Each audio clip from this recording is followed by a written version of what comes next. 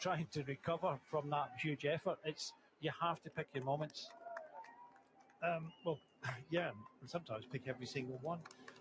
What is in the mindset of Visma Leasebike using campanarts in situations such as this? They clearly irked Eritreans yesterday when he was on the rollers. He was kind of he was a little bit upset that of the tactics of Visma Leasebike. I don't really get why he would be upset by people trying to tackle to it. Yeah, it's. I think that they're riding quite aggressively so far in this race, and even from the start of the Tour de France, and I think they want to get something. Okay, they know that the youngest Vingegaard is in with a chance of a podium and getting involved with the race and the big high mountains and things like that, but they want something else. They want a stage win, possibly with Victor Campanat or what one. They want something else. They had a few riders yesterday. As we see the team there, they had a few riders yesterday that, were told that they had the opportunity to go in the breakaway, and the successful one was Simon Yates. But even he couldn't deliver. His just legs aren't there yet after a win in the Giro d'Italia. So, but he's getting better and better. But it's just they're riding aggressively, and I think looking at some of the press about Vingegaard's wife saying it should all be one. Why are they trying to get in breakaways? Why they want to? It should all be for Jonas, and she was a little bit kind of critical of that. How much time does she spend on social media opining on?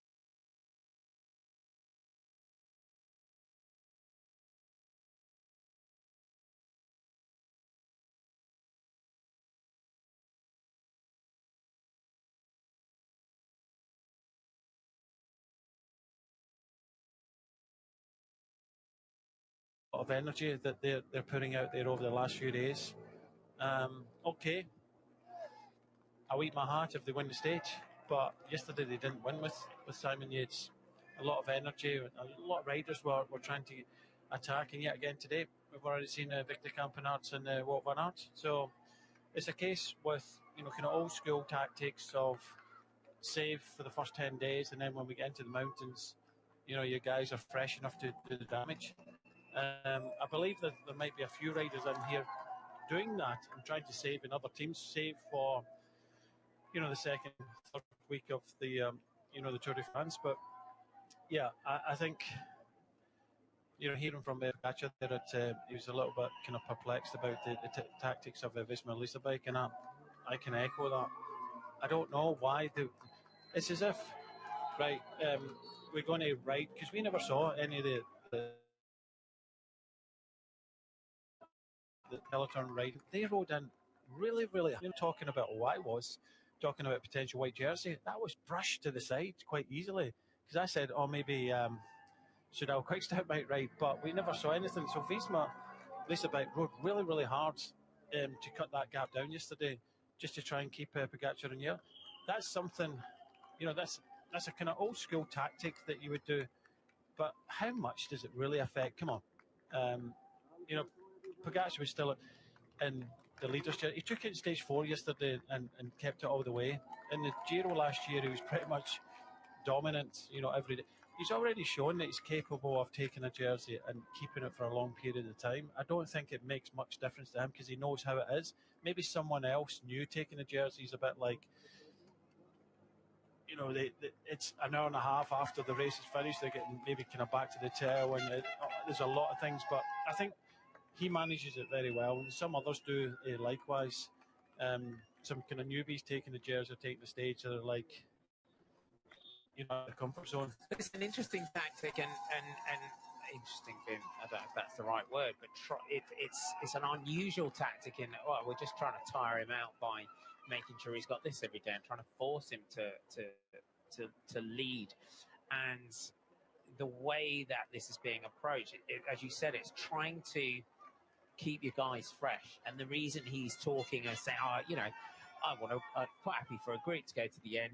Don't want any stress. We can knock it off in the last few kilometers and ride in towards the finish, because he knows when we get into the big mountains, when we're heading into the back end, the final week of this race, where if we're riding like this every day, we might have 100 guys coming into Paris, but he knows that it's that final week when he's going to need Zhao Meili, he's going to need Niels Pollitt to ride into the early part of the stage, bring him into the first part of the mountains. He's going to need Tim Wellens to have good energy. He's going to need Adam Yates in the way he is, Pavel Sivakov, all his team. He needs to look after, he needs to protect, and he knows how, it's the final week, isn't it, where, you're going to need that energy, and you're going to need the team.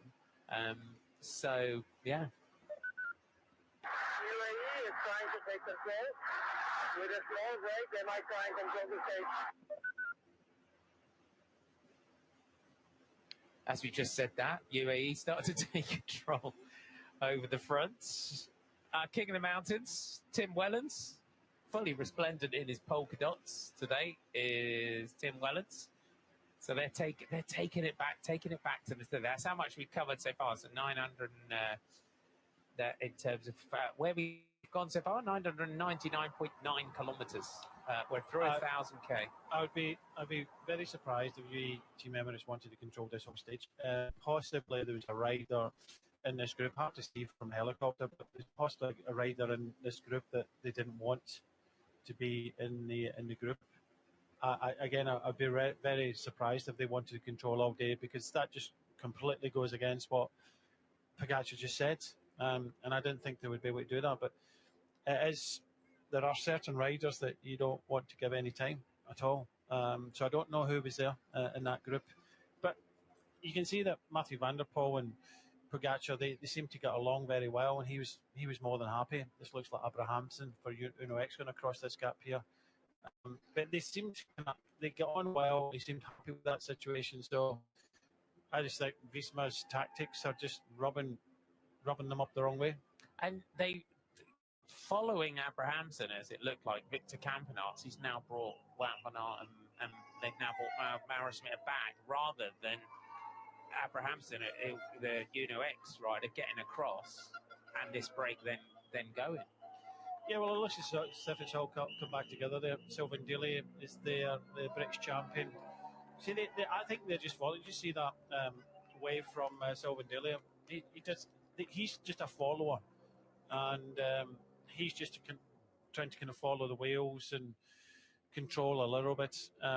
Of course, I think Mathieu van der Poel, he said he's already won here in 2021, and he could possibly win again. But up against Pogačar, I think he'd be beaten in this final. So, although he beat him in that final in 2021, but this is obviously 4 years later down the line, and the form that Pogačar's on, I don't think Mathieu van der Poel would want to come to the finish with Pogačar. But look, there's a lot of constant. Look at the left-hand side here. It's this Alaphilippe. It's deciding to go, just to get a bit of a kind of stealth move down the outside. It's going with these things. It's recognising it's not putting the big attacks in. It's using your momentum at the front, because what really hurts you is Garcia Cortina there for Movistar. But what really hurts you, Marty, is the stop-start stuff that really kind of hurts you at the front. Is that slowing down, acceleration, slow. The way that Alaphilippe just he came up there, he used his speed of the peloton, and then kind of shot past them. But there's a lot of riders like this Sunday as well. And Geraint Thomas up towards the front. There's a lot of riders trying to get in this breakaway. Andreas Lacknesson and Geraint Thomas. We saw Sam Watson, British champ, also up towards the front for Ineos Grenadiers. Saw him floating around the front, but the attacks now going left and right after that early break of Wout van Aert, and Mauro Schmidt brought back. Mathieu Bodnar, Mathieu Mohoric rather, going off the front here.